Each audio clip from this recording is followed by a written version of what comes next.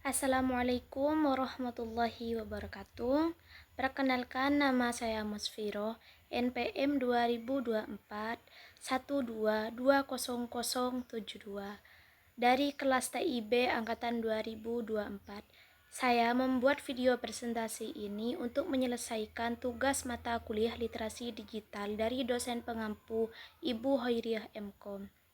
Baik, di sini saya akan menjelaskan tentang fenomena penangkapan seseorang yang menjadi tersangka atas penyebaran video, foto, atau rekaman suara tanpa izin, merupakan tindakan yang melanggar hukum, terutama di Indonesia. Berdasarkan Undang-Undang Informasi dan Transaksi Elektronik tahun 2008, tindakan ini dapat dijerat dengan beberapa pasal tergantung pada dampak penyebaran dan konteks kontennya. Pasal 27 ayat 1 menyatakan bahwa setiap orang dengan sengaja dan tanpa hak mendistribusikan atau mentransmisikan atau membuat dapat diaksesnya informasi elektronik atau dokumen elektronik yang memiliki muatan yang melanggar kesusilaan.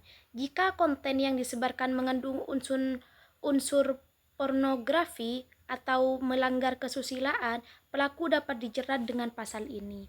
Pasal 27 ayat 3 mengatur tentang pencemaran nama baik, yakni seseorang dengan sengaja dan tanpa hak mendistribusikan atau mentransmisikan atau membuat dampak diaksesnya informasi elektronik atau dokumen elektronik yang memiliki muatan penghinaan atau pencemaran nama.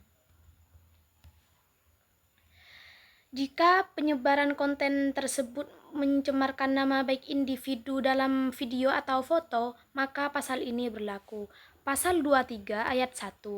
Setiap orang dengan sengaja dan tanpa hak atau melawan hukum dengan cara apapun mengubah, menambah, mengurangi, melakukan transmisi, merusak, menghilangkan, memindahkan, menyembunyikan sesuatu informasi elektronik atau dokumen elektronik milik orang lain atau milik publik. Ini berlaku jika ada manipulasi terhadap data elektronik sebelum penyebarannya. Jadi, pandangan saya di sini, tindakan penyebaran konten tanpa izin jelas merupakan pelanggaran privasi dan hak asasi seseorang. Sebagai masyarakat yang hidup di era digital, kita harus memahami bahwa setiap individu memiliki hak untuk menjaga privasi mereka. Dengan mendistribusikan konten tanpa izin, pelaku tidak hanya melanggar hukum, tetapi juga menciptakan potensi kerugian psikologis, sosial, dan profesional bagi korban. Kasus ini seperti menunjukkan rendahnya kesadaran akan literasi digital di masyarakat. Literasi digital seperti kemampuan berpikir kritis, manajemen identitas daring, dan keselamatan internet harus terus ditingkatkan untuk mencegah pelanggaran serupa. Pemahaman mengenai hukum yang berlaku dan etika penggunaan media digital juga harus menjadi prioritas. Penegakan hukum terhadap pelaku penyebaran konten tanpa izin sangat penting untuk melindungi privasi dan martabat individu, sekaligus mengedukasi masyarakat tentang penggunaan teknologi secara bertanggung jawab. Baik, di sini saya juga akan menjelaskan tentang beberapa faktor-faktor literasi digital dan saya akan sertakan dengan beberapa contohnya. Baik, kita bahas satu persatu. Yang pertama, ada critical thinking, berpikir kritis. Kemampuan menganalisis informasi yang diperoleh dari internet, membedakan antara fakta dan hoax, serta membuat keputusan berdasarkan data yang valid. Contohnya, sebelum membagikan berita di media sosial, seseorang memverifikasi kebenarannya dengan membandingkan informasi dari beberapa sumber terpercaya. Dan yang kedua di sini ada internet safety, keamanan internet. Pemahaman tentang cara melindungi diri saat online, seperti menggunakan kata sandi yang kuat, tidak membagikan informasi pribadi sembarangan, dan menghindari situs berbahaya. Contoh dari faktor yang kedua yaitu menggunakan kata sandi yang kuat untuk akun media sosial mengaktifkan autentikasi dua faktor, dan tidak membuka tautan dari pengirim yang tidak dikenal. Dan yang ketiga di sini ada digital plagiarisme atau plagiarisme digital.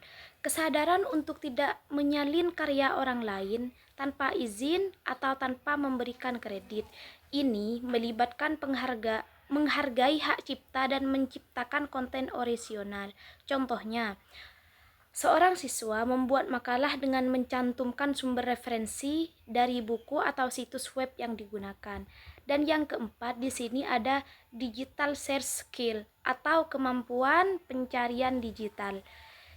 Yang dimaksud dari yang di atas adalah kemampuan mencari informasi di internet secara efektif dan efisien menggunakan kata kunci yang tepat serta memverifikasi sumber informasi. Contohnya, ketika mencari informasi untuk tugas sekolah, siswa menggunakan mesin pencari dengan kata kunci spesifik dan memilih sumber dari situs web yang kredibel seperti jurnal atau situs pendidikan. Dan yang terakhir, yang nomor 5, online identity management atau manajemen identitas daring.